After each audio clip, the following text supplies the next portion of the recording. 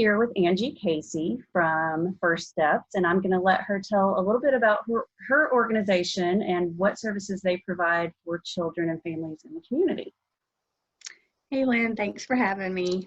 So First Steps is Kentucky's early intervention system for children birth to age 3 who have developmental delays. We provide early intervention services to the families to help them help their child grow and develop and meet those developmental milestones. And so tell a little bit about how children qualify for First Step services. I know we're going to have some parents who are going to be listening to this, as well as early care and education providers. So just a little bit about how children qualify for your services. Okay.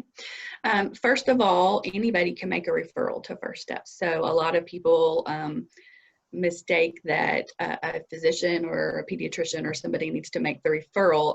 Parents can make the referral, family members. The only thing that we ask is that that the family is aware that you are making the referral. Once a referral is made, we complete a screening with the family, and the screening tool that we use is the Ages and Stages questionnaire.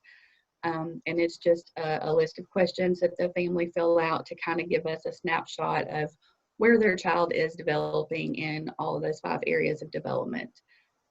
If the ages and stages show potential developmental concerns, then we can recommend that they have a further evaluation, and that would be with one of our evaluation specialists. So that would be a face-to-face, like play-based, standardized test with the child.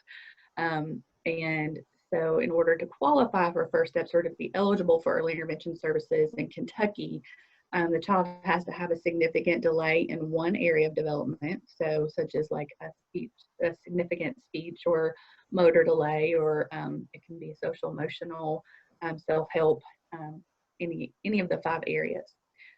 Or they can also have a moderate delay in 2 areas.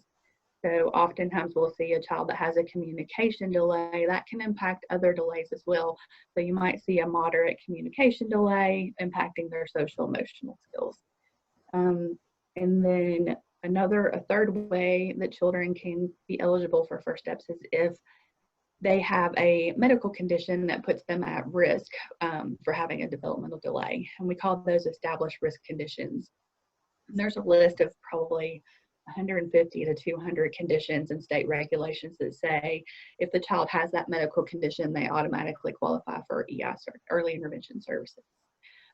Those conditions are usually neurological or genetic in nature, such as like Down syndrome, spina bifida, any of the chromosome disorders, cerebral palsy, autism, those kinds of conditions. Those children can automatically qualify because we know those are lifelong conditions and they can impact development. And so you provide connections with therapies as well. So can you talk a little bit about occupational therapists or speech therapists or others that you work with? Sure. So the first thing that I kind of want to explain is that the services that we provide are early intervention services and not necessarily therapy services. Mm-hmm. So I know a lot of, there's been some miscommunication in the community from times thinking that we are a therapy agency, and that's not really what we are. So a child may go to a therapy clinic to receive medical-based therapy for medical reasons, but in early intervention, what we do is we coach the families on strategies that they can embed in their daily routines, so that that child has so many more opportunities to practice those skills, and it will just allow so many more opportunities for progress. Because we know if we have a therapist go in and work with the family once a week, they're going to do better than if they didn't see the therapist at all. Everybody would benefit from early intervention services, but just think about how many times a day the parent or the caregiver would have opportunities to embed those into their daily routines. So you're really giving the child, you're setting them up for good success, for progress. So the early intervention services are provided by therapists, such as occupational therapists or physical therapists. We have speech therapists and developmental interventions, and then we have some specialties like teacher of the deaf and hard of hearing, teacher of the visually impaired, psychologist. So really, just about any kind of profession that you would need to be able to help coach those families related to what their priorities and concerns are for their child. And do your services go into the home, or are they done somewhere else? Glad you asked that. That's another big philosophy of our program, is that we want to provide all of our services in the child's natural environment. Just first of all, that they're going to be more comfortable there.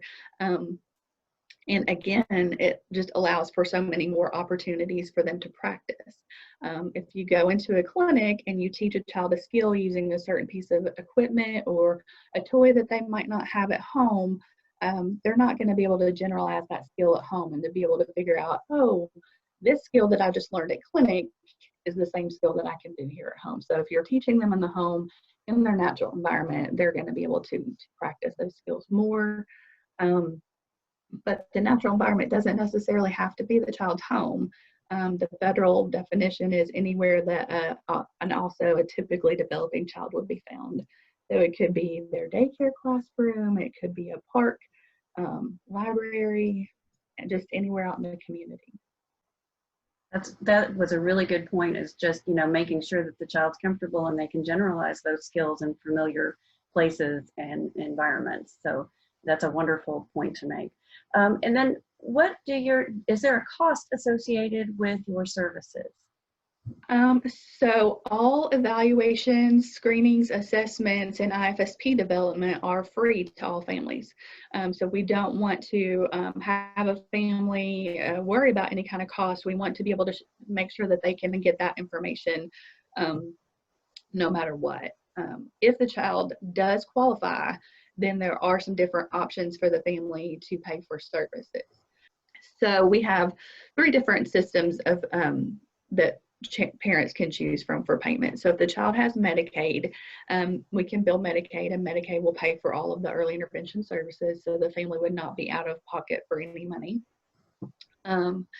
If they have private insurance and they want to access private insurance, they can do that as well.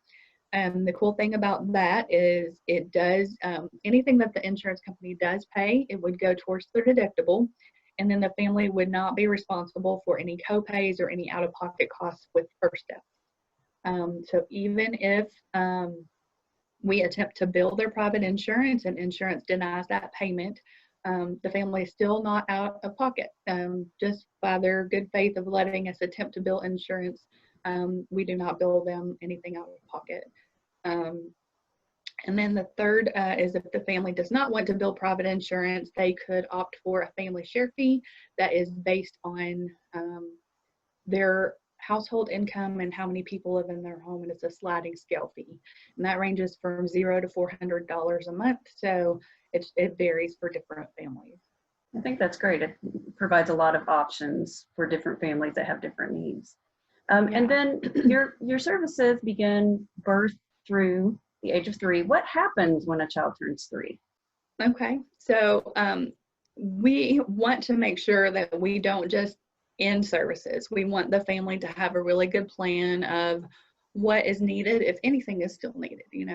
Hopefully they've met all their outcomes and they're doing great and they don't need further services. But if they have not met all their outcomes and they still need some early intervention services or some assistance that way, about 9 months to 90 days, we have what we call a transition meeting with the family.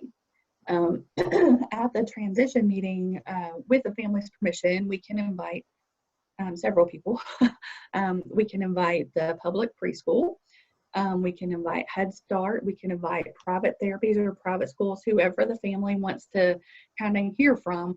The goal is for them to have all of the information about what's out there after 3 so that they can make that decision, and we can have all of those referrals and all that paperwork forwarded to the correct people, so that when that child on their 3rd birthday, they can start their new service. So First Steps falls under IDEA, the Individual with Disabilities Education Act, and we are Part C of that law. And so kind of the next natural transition is public preschool. They're Part B of the IDEA. So probably most of our children do transition into that public preschool. And that's great. They have somewhere to go. It doesn't just end. That's a Right. wonderful service as well. So you work with lots of organizations, I'm sure, because of that very Yes. fact. Mhm. And then is there anything else that you would like families or early care and education professionals to know about First Steps? Just, don't be afraid to call and ask questions.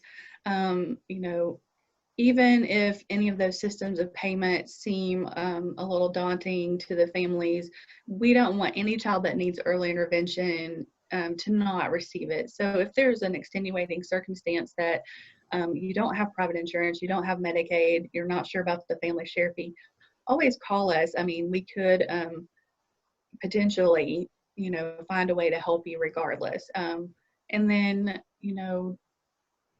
we're here to answer questions about development. If you're not sure you want to make a referral, you want to kind of know, where your child is developing, we would be happy to just have those conversations without even taking a formal referral. And one thing that I think is really important to point out for parents who might be concerned about labeling a child early is that the earlier the intervention, the better off the child is.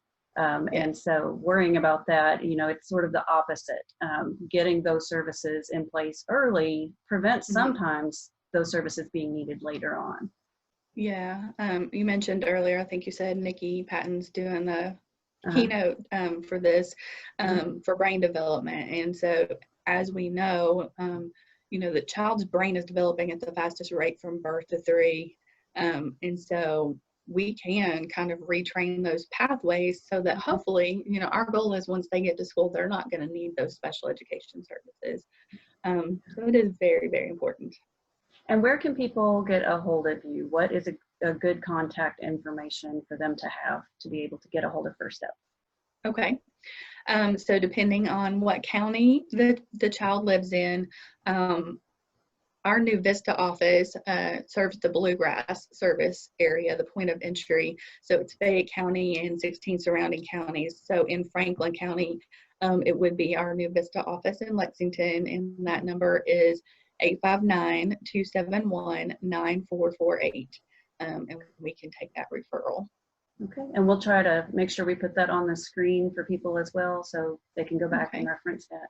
Thank you so much for joining us and telling us all about First Steps today, Angie. Thank you so much for having me. All right.